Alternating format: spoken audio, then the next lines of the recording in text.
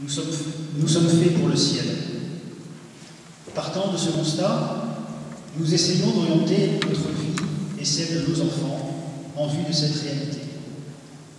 Les moyens que Dieu nous a donnés pour y parvenir sont les sacrements offerts par son Église.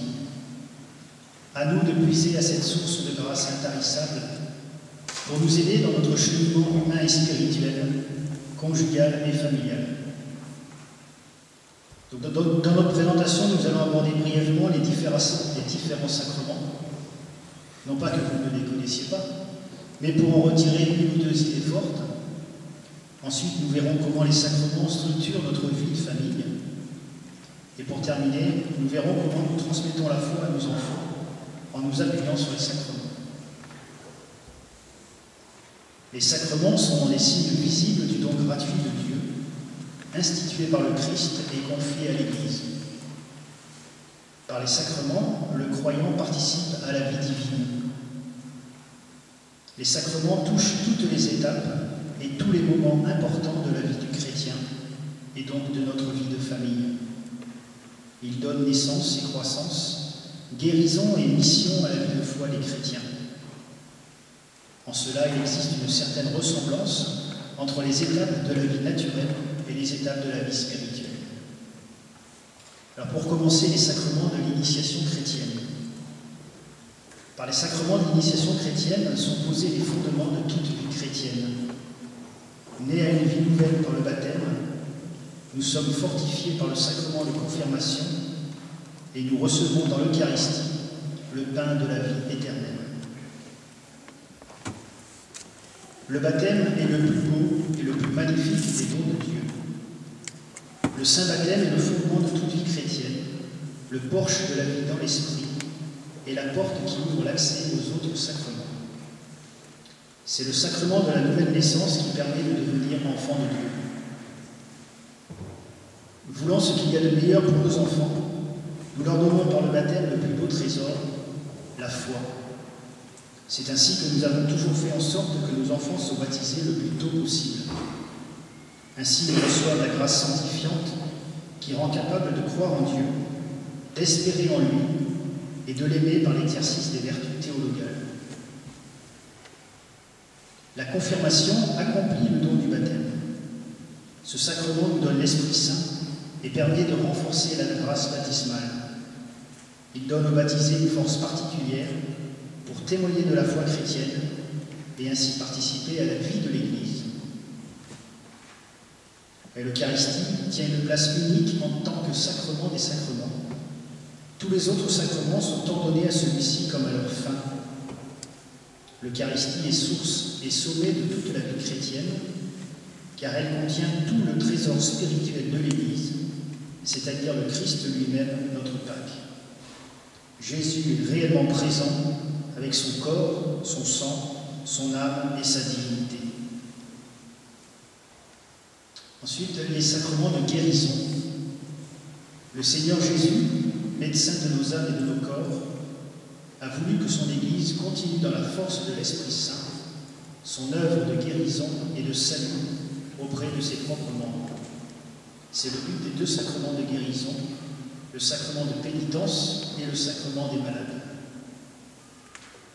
Par le sacrement de pénitence, nous recevons de la miséricorde de Dieu le pardon de nos péchés et la paix. Et réconciliés avec Dieu, nous sommes du même coup réconciliés avec l'Église que nos péchés ont blessés. Ce sacrement nous donne les grâces sacramentelles pour mener le combat spirituel. Le sacrement des malades a pour but de fortifier le baptisé, confronté aux difficultés d'une maladie grave ou de la vieillesse. Il donne une grâce spéciale qui unit le malade à la passion du Christ. Enfin, nous allons voir les sacrements au service de la communion et de la mission des fidèles. Par le sacrement de l'ordre, le baptisé devient membre de la hiérarchie de l'Église. Le ministère ordonné comprend les évêques, les prêtres et les diacres. Par l'ordination épiscopale, l'évêque reçoit la plénitude du sacrement de l'ordre. Elle fait de lui le successeur légitime des apôtres, en communion avec le pape. Il devient le chef visible de l'Église particulière qui lui est confiée, le diocèse. Les prêtres sont les coopérateurs de l'évêque et reçoivent de lui la charge d'une communauté paroissiale ou d'une fonction déterminée. Enfin, les diacres, ordonnés pour le service de l'Église, sont appelés à exercer des fonctions dans le ministère de la parole et de l'Eucharistie et le service de la charité. Le mariage a été institué par Dieu au début de la création pour qu'un homme et une femme deviennent époux et épouses, forment une famille et puissent donner la vie à des enfants. Jésus a élevé le mariage au rang de sacrement afin de purifier et de fortifier l'amour des époux chrétiens, de les rendre généreux pour donner la vie et les aider dans l'éducation humaine et chrétienne de leurs enfants. Le sacrement du mariage donne aux époux la grâce de renforcer et de perfectionner leur amour, d'affermir leur unité indissoluble et de se sanctifier dans leur vie familiale. Nous allons voir maintenant comment les sacrements structurent notre vie familiale. Dès le temps de nos fiançailles, en parlant des enfants que nous espérions avoir, nous étions d'accord sur le fait de leur transmettre la foi que nous avions reçue nous-mêmes grâce à nos parents et au don de Dieu. Pour nous, cette transmission passait par l'exemple de notre foi d'époux, de parents, vécue au quotidien dans la vie familiale, mais bien sûr et surtout par la transmission de ces sacrements. Le premier sacrement que le Seigneur nous a laissé étant le baptême, qui nous fait enfants de Dieu par filiation divine. Tout naturellement, nous avons voulu baptiser nos enfants très tôt, quelques jours après leur naissance. Jeunes mariés, nous allions à la messe régulièrement, en semaine. Avec nos enfants en bas âge, un mari souvent absent de par son travail, cela devint plus difficile. Maintenant, nous y allons le plus souvent possible et nos enfants nous accompagnent en fonction de leur travail scolaire. Ils sont en général demandeurs et nous suivent volontiers.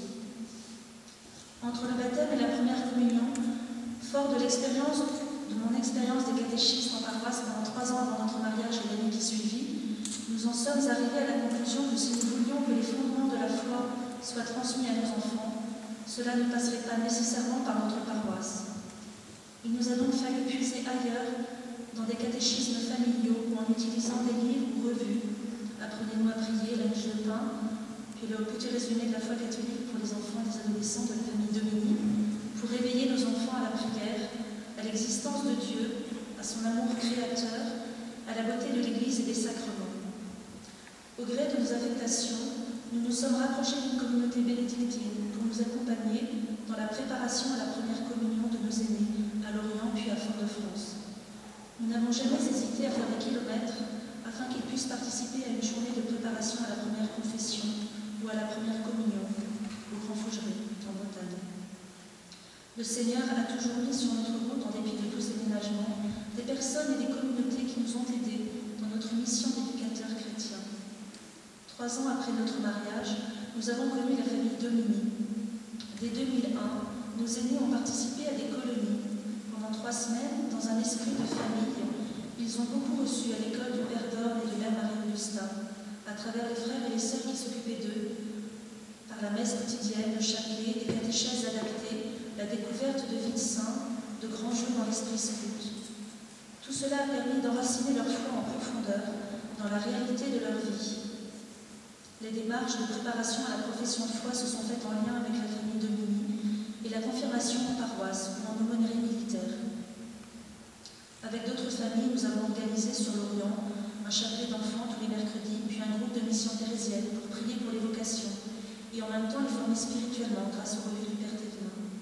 À Brest se furent les enfants adorateurs, puis les différentes activités proposées par la famille Domini, les pistes, les bivouacs, les pèlerinages. Tout cela a concouru à développer leur foi, leur connaissance de Dieu et à faire en sorte que Dieu devienne peu à peu réellement présent dans leur vie d'enfants, d'adolescents ou de jeunes, et qu'ils se tournent vers lui, qu'ils s'appuient quotidiennement sur lui, naturellement. Dans une dernière partie, nous allons aborder la transmission de la foi à nos enfants à travers les sacrements.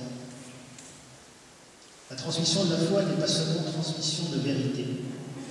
Elle est transmission d'une vie spirituelle qui nous est communiquée par les sacrements. La messe, la prière, le chapelet, la parole de Dieu et le sacrement de réconciliation sont les piliers sur lesquels nous nous appuyons pour transmettre la foi à nos enfants. À travers la réception des sacrements depuis le baptême, nos enfants comprennent bien que le Seigneur nous accompagne dans toutes les étapes de notre vie. Il fait de nous ses enfants par le baptême. Nous faisons partie de la grande famille des enfants de Dieu. Pour nous soutenir dans notre foi de baptiser et nous donner force et courage pour être témoins du Christ, le Seigneur nous donne le sacrement de confirmation par lequel nous recevons la plénitude des dons de l'Esprit Saint. Pour faire aimer et désirer ce sacrement à nos enfants, nous leur en avons expliqué les bienfaits. Grâce à lui, nos enfants sont fortifiés dans leur foi et nous espérons qu'ils n'auront pas peur de défendre le Christ et l'Église dans la fidélité et l'obéissance au magistère. Le Seigneur restaure notre amitié et nous unit à son cœur divin par le sacrement du pardon qui nous réconcilie avec lui, nous-mêmes et les autres. Il est un Père tendre et miséricordieux. Il prend soin de nous comme un père et une mère. L'image d'une page blanche ou de la neige après la confession ou de la lumière qui éclaire les ténèbres est très parlante pour nos enfants. De même que la parabole du père de l'enfant prodigue qui court à sa rencontre, l'embrasse, se réjouit et festoie. Nos enfants réalisent la tendresse de Dieu pour eux. Dieu qui les attend, qui les aime, qui ne désespère pas d'eux malgré leurs imperfections. Cela leur fait aimer ce sacrement et désirer le recevoir fréquemment, c'est-à-dire au moins chaque mois. De plus, voir leurs parents se confesser régulièrement les y encourage. Le Seigneur Jésus se donne en nourriture dans le sacrement de l'Eucharistie, tous les jours de notre vie si nous voulons. L'Eucharistie structure la vie chrétienne, elle la ponctue, elle est la respiration dans la vie spirituelle. L'Eucharistie signifiant action de grâce, nous expliquons à nos enfants la nécessité de dire merci à Dieu pour tous ses bienfaits. L'inépuisable réalité de la liturgie nous a accompagnés à toutes les étapes de notre vie conjugale et familiale. La priorité ainsi donnée à la liturgie nous permet de mettre en lumière sans équivoque la primauté de Dieu. Nous essayons de nous approprier la formule de la reine bénédictine « que rien ne soit préféré à l'œuvre de Dieu ». Car, comme le dit Benoît XVI, l'homme ne retrouve lui-même sa véritable identité que dans cette priorité de la liturgie. Aussi, veillons-nous à ce que nos enfants assistent à de belles célébrations liturgiques et privilégions-nous les activités de formation humaine et spirituelle. Notre Seigneur bénit les époux dans le sacrement de mariage et donc les familles qu'il aime d'un cœur particulier, d'un amour particulier. Jésus a appartenu à la famille de Joseph et Marie à Nazareth. Quand nous souffrons, quand nous mourons, il est là présent dans le sacrement des malades, puis l'extrême onction au moment de notre mort, passage vers la vie éternelle.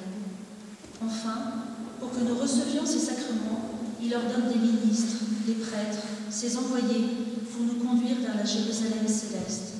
Nous disons à nos enfants qu'ils ont de la chance de connaître des prêtres, qui leur donnent Jésus et de faire partie de la grande famille de l'Église. Nous les encourageons à aimer et à prier pour les prêtres, les religieux et pour les vocations, et nous recevons volontiers en famille les prêtres, surtout quand ils sont seuls. Le curé d'Ars se disait « Le sacerdoce, c'est l'amour du cœur de Jésus ». Nous expliquons à nos enfants que le prêtre est non seulement un ami de Dieu, mais il est aussi le dispensateur de ses dons. C'est grâce au prêtre que le chrétien reçoit les sacrements, ainsi qu'un enseignement et une direction spirituelle. Quand le prêtre est saint, il fait beaucoup de bien autour de lui, aux enfants comme aux adultes. Notre priorité est que nos enfants aiment l'Église et ses ministres, avec une dévotion particulière à notre Saint-Père, et qu'ils aient le souci des vocations dans leurs prières quotidiennes, seuls ou en famille. Nous n'hésitons pas à assister à des ordinations dans notre diocèse accompagnés de nos enfants. Comment nos enfants ne seraient-ils pas reconnaissants devant un Dieu si bon, si grand, si généreux dans le don de sa grâce et qui se fait tout petit, tout humble, pour que nous n'ayons pas peur de l'approcher. Ainsi, nos enfants réalisent que Dieu les accompagne depuis leur conception jusqu'à leur mort et qu'ils ne sont pas seuls. Dieu est réellement présent dans leur vie, les aime, s'intéresse à eux, veut leur bonheur et leur donne les clés pour pour y parvenir. À eux de puiser à cette source de grâce inépuisable. Pour conclure, nous voudrions souligner 2 points qui nous paraissent particulièrement bénéfiques à la vie familiale. D'abord, la parole de Dieu. Nous n'en avons pas vraiment parlé dans cette présentation, mais elle est présente dans tous les sacrements. Elle nous nourrit quotidiennement. Comme nous dit Benoît XVI, entretenez toujours en vous le goût de la parole de Dieu. Apprenez grâce à elle à aimer tous ceux qui seront placés sur votre route. Et le deuxième point, bien sûr, ce sont les sacrements, à la disposition de chacun, gratuits, toujours disponibles, bienfaisants. Leur fréquentation régulière assure une très grande qualité de vie. Ils s'adaptent à toutes les situations. Certains sont à usage unique, mais à durée éternelle. D'autres peuvent et devraient être d'un usage régulier selon les besoins, les âges et les situations particulières. Comme nous dit le cardinal Ouellette, la vitalité de la famille, église domestique, dépend de sa cohérence sacramentelle qui assure son ouverture à Dieu et son ouverture apostolique. Que l'été qui vient soit pour nos familles l'occasion de tous les excès de cette double consommation de la parole de Dieu et des sacrements.